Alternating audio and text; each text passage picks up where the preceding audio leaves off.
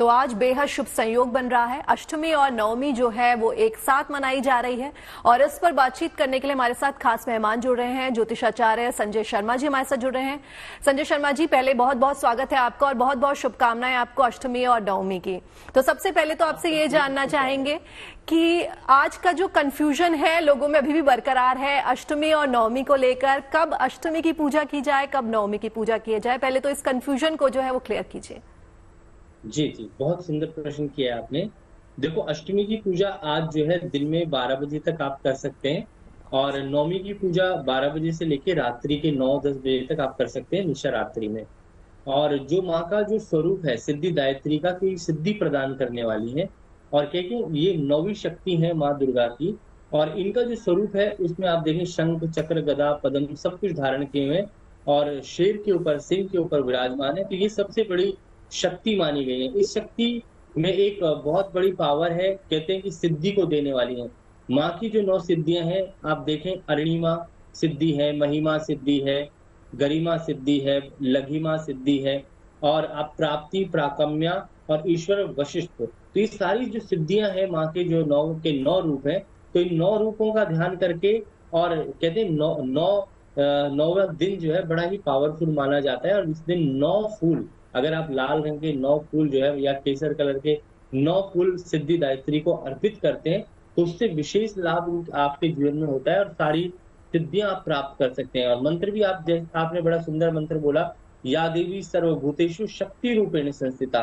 ये शक्ति को तो देने वाली है, पर माँ के जो स्वरूप है उनमें सभी स्वरूपों की अगर हम पूजा करते हैं, या देवी सर्वभूतेषु शक्ति रूपेण संस्थिता, नमस्तस्यै नमस्तस्यै नमस्तस्यै नमो नमः।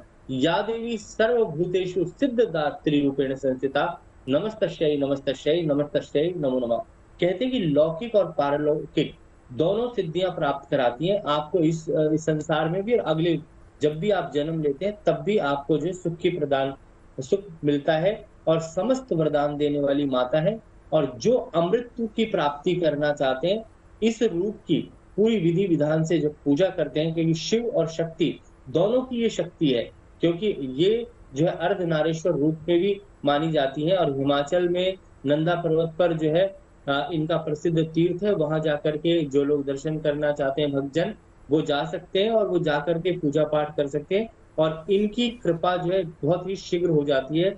और ये सारे स्वरूप में जो है देखी जाती है, जितने भी 9 स्वरूप है उसमें से सबसे पावर जो फुल है वो सिद्धिदायत्री है और ये सबको एकदम आराम से जो है आशीर्वाद और वरदान देने वाली है। जी संजय जी, देखिए आज का दिन जो है एक बेहद संयोग बन रहा है जैसे कि आपने बताया। और आपको ये भी एक बार संजय जी आपके पास लौटेंगे, फिलहाल अपने दर्शकों को एक बार फिर से तस्वीरें दिखा दे। देश भर के मंदिरों में आज भक्त जो हैं माँ की पूजा आराधना कर रहे हैं और लंबी लंबी कतारों में लगे हैं, घंटों इंतजार कर रहे हैं माँ के दर्शनों का।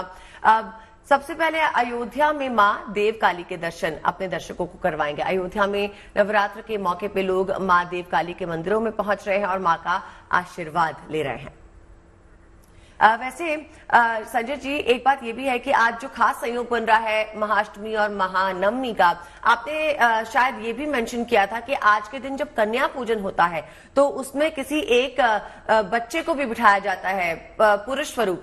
तो हमें ये बताइए कि इसका क्या विधान है? नवमी के दिन 9 कन्या बिठाई जाती हैं जो माँ के 9 रूप माने गए हैं और एक लांगुरिया बिठाया जाता है। लांगुरिया बिठाने का हमारे शास्त्रों में विधान है कि जो एक रक्षक की तरह जो है आपके साथ रहे और वो रक्षक जो है आपकी सदा रक्षा करता है, उसको लांगुरिया कहते हैं। तो 9 कन्याएं और एक लांगुरिया बिठाने का शास्त्रों में विधान है और उस विधान के द्वारा जो है एक पुरुष रूप, कहते हैं शिव और शक्ति दोनों के ही स्वरूप का जो है आदर हम लोग करते हैं और इसको बिठाने से जीवन में समत्व की प्राप्ति होती है। समत्व का अर्थ होता है कि सबको समान स्थिति में रखने की प्राप्ति होती है और ये एक स्वरूप है।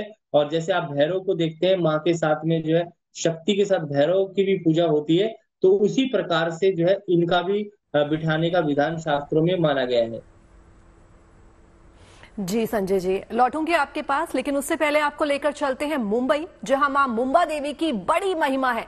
मां के दर्शन के लिए सुबह से लोगों को जो है वहां पहुंचना शुरू हो चुका है, और खास बात यह है कि लोग मां की आरती से पहले ही यहां पहुंच जाते हैं, और जैसे ही मां के दरबार के कपाट खुलते हैं पूरा माहौल मां के जयकारों से गूंज उठता है। मां के भव्य दिव्य दर्शन पाकर मंत्र मुग्ध हो जाते हैं यहां आकर सभी श्रद्धालु।